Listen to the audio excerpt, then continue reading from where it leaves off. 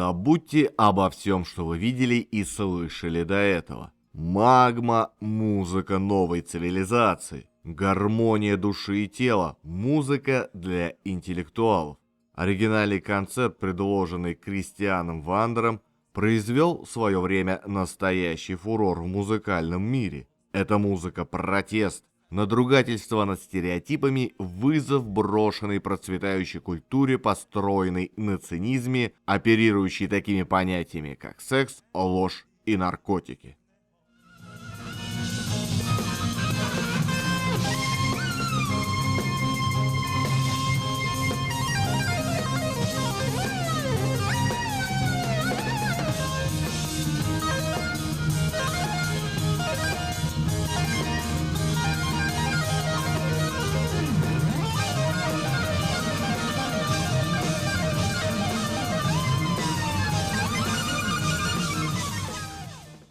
Основал группу французский барабанщик с классическим образованием Кристиан Вандер, приемный ребенок известного французского джазового пианиста Мориса Вандера. Он пошел сначала по стопам своего отчима, играя в различных джазовых и ритм-блюзовых коллективах, и увлекался творчеством Джона Колтрейна. Однако потом его как-то сильно взволновало духовное и экологическое будущее Земли. В связи с этим Кристиан придумал свой идеальный фантастический мир под названием Кабая. Этой планете и жизни кабаян и были посвящены практически все альбомы собственного вандерского проекта «Магма». Далекая планета Кабая – вот спасение от всех бед технологического прогресса. Место, где можно начать жизнь заново в гармонии со своим внутренним миром и окружающей средой. Группа «Магма» стала связующим звеном философии Вандера с обществом землян, способом донести до умов сограждан идеи духовного роста и просветления. Кабая стала спасением не только для Вандера и его коллег. Тысячи людей задались вопросами о смысле своего существования, о непроложной истине превалирования духовного над материальным. В 80-е годы прошла волна движения «Кабая. Новая цивилизация». По улицам ходили люди в черных мантиях с капюшонами, говорили о просветлении души и раздавали всем брошюры на кабайском языке.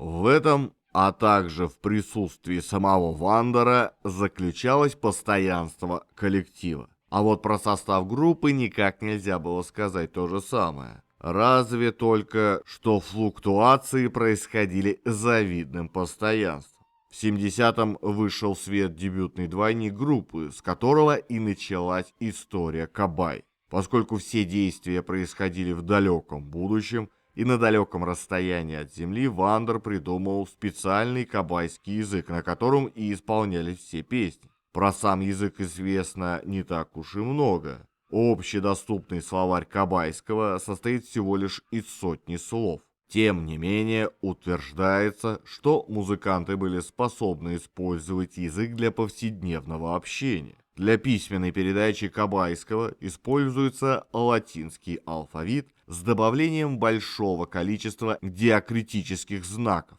В целом, кабайский язык напоминает мелодичный вариант немецкого, созданный специально для того, чтобы рассказывать о событиях футуристического эпоса и визионерских откровениях.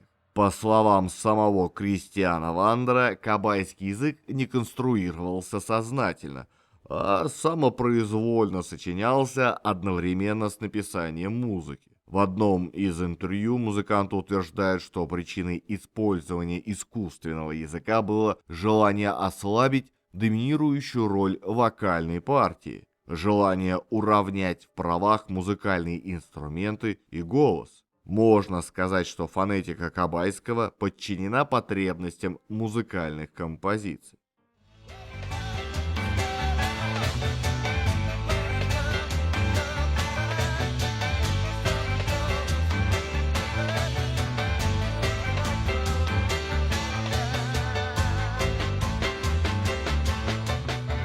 Музыка Магмы была странной, красивой и неземной, поэтому воспринималась обычными слушателями с трудом, ибо требовала от них полностью открытого восприятия.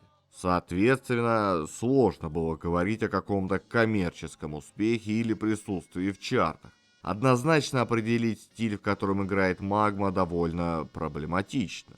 Иногда творчество группы классифицируют как прогрессив-рок, однако оно настолько самобытно, что для простоты стиль обозначают кабайским словом «дзёль». Из альбома в альбом рассказывается сага о далеком будущем. Человечество погружено в пучину духовной деградации, что сопровождается экологическим кризисом. Группа просветленных единомышленников покидает Землю, чтобы основать новую цивилизацию на планете Кабая. Общество, построенное на Кабае, добивается небывалых успехов в гармоничном развитии человека. Позднее кабайцы снова вступают в контакт с жителями Земли, чтобы принести им свои знания. Вообще, первоначальный состав группы нацеливался на исполнение огромных ораторий о будущем Земли, в которых фрагменты исполнительской манеры Колтрейна сливались с мелодикой и ритмически акцентировали гармониями с богатым использованием контрапунктов, как это делал немецкий композитор Карл Орф. К этой экстравагантной комбинации в свои полиритмические сюиты Магма добавила склонность к ритмам вуду, вокал на манер классических опер русских композиторов и фольклорную основу с блюзовыми краплениями. Первый диск представлял прогулку в бескрайних космических просторах. Основная тема – прибытие группы землян на планету Кабая и знакомство с ней, миропорядок, экология, обычаи, вкусы и так далее. Понятно, что земляне приглашают кабаян посетить Землю.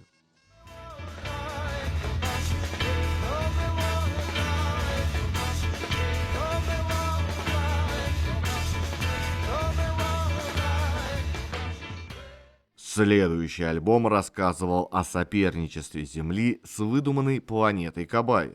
В нем инопланетяне прилетают на Землю с ответным визитом. Местные власти, видно, приняв их за желтые жилеты, захватывают корабль Кабаян, и им на выручку прилетают товарищи с Кабая. До кровавых разборок дело не дошло, но за землян мне лично стыдно.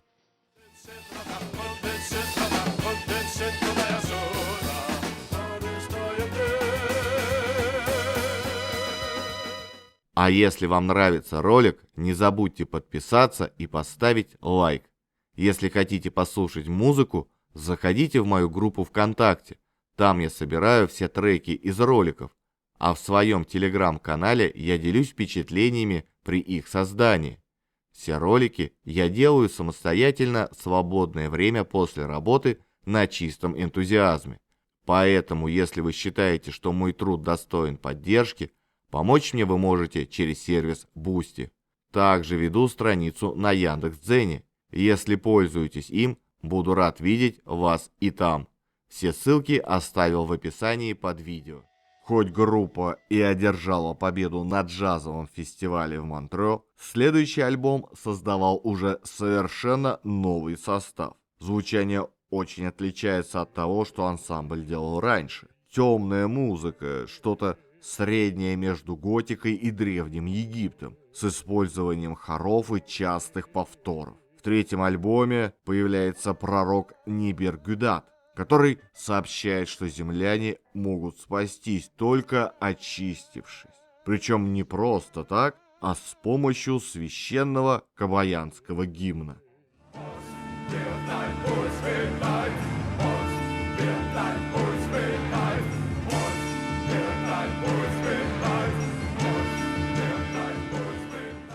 Четвертый альбом являет совершенно иной тип музыки. Более эфирное, волшебное, успокаивающее звучание одной пьесы на 32 минуты. В альбоме рассказывается об открытии археологом Контаркотцем гробницы фараона Эментех-Аре. Следующий альбом и вновь огромные перемены в составе. Появляется, в частности, басист и клавишник Жанник Топ, который забирает под свои композиции половину записанного материала. На нем поет Стелла Вандер, жена Кристиана, более короткие, чем обычно, композиции и много партий для синтезатора.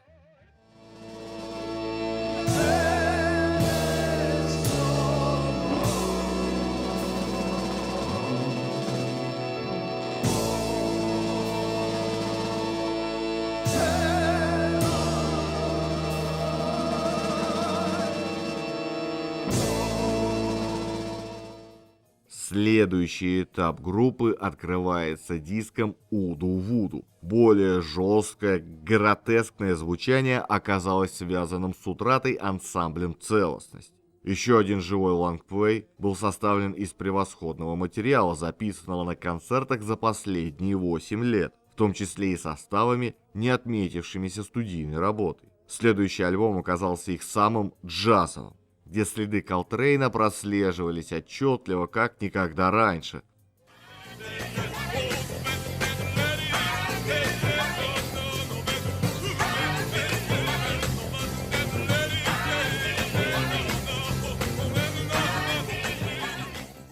Музыкально сложная, честолюбивая, но страдающая склонностью к повторам, Магма навлекла на себя немилость критиков отсутствием чувства юмора и гипертрофированной претенциозностью в своих концертных выступлениях. Интенсивные турне по Европе принесли музыкантам популярность в кругах золотой молодежи. Однако доходы группы были столь незначительны, что во время гастролей музыканты останавливались на квартирах своих же поклонников. Несмотря на всю эклектичность и странность музыки, ансамбль стал достаточно популярен и в США, где его пластинки издавались почти одновременно с французскими оригиналами. Однако вскоре в деятельности группы наступила пауза, завершившаяся лишь в 80-м году, когда после новых перемен в составе ансамбль выпустил серию альбомов под общим названием «Ретроспектива» с переработанными версиями старого материала. К моменту выпуска пластинки 1985 года состав в очередной раз полностью переменился, а звук стал еще более колтрейновским. Впервые сюжет альбома не был связан с Кобайей, а группа решила сделать перерыв, который продлится до 1992 года.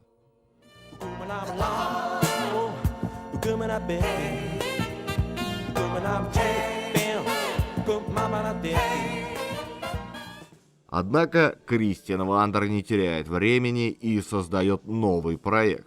Группа углубляется в более акустические джазовые направления, которые Магма никогда не затрагивала.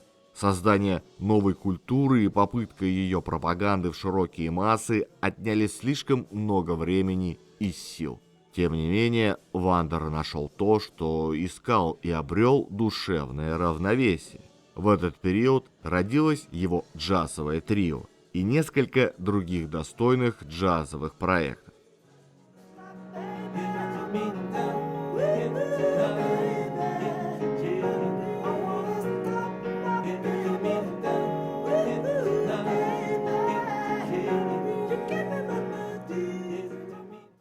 Группа вернулась на сцену в 1992 году, но лишь в 2004 Магма выпустила новый студийник, в который вошли неопубликованные композиции 70-х годов. Впоследствии группа выпускает еще несколько альбомов, последний из которых, кстати, вышел в прошлом году. А с 2009 года Магма постоянно гастролирует с бесконечным туром, давая многочисленные концерты во Франции, а также в других странах, где у них сильная фанатская база. У группы много известных фанатов. Певец панк-рока Джонни Роттен, метал-музыкант Кристофер Рид, фокусник Пен Джилет и чилийский режиссер Алехандро Ходоровский. Все они выразили свое восхищение группой. В 80-х годах британский чемпион мира по снукеру Стив Дэвис объявил себя страстным последователем группы с юных лет и использовал часть своего выигрыша для продвижения серии концертов «Магма» в Лондоне. Удивительно, но «Магма» 70-х годов была одной из самых влиятельных французских групп. Она оставила музыкальное наследие, которое игнорирует стандарты, игнорирует обычные классификации рока. Музыка «Магмы» необычная, странная, но при этом прекрасная и стоящая того, чтобы ее слушали.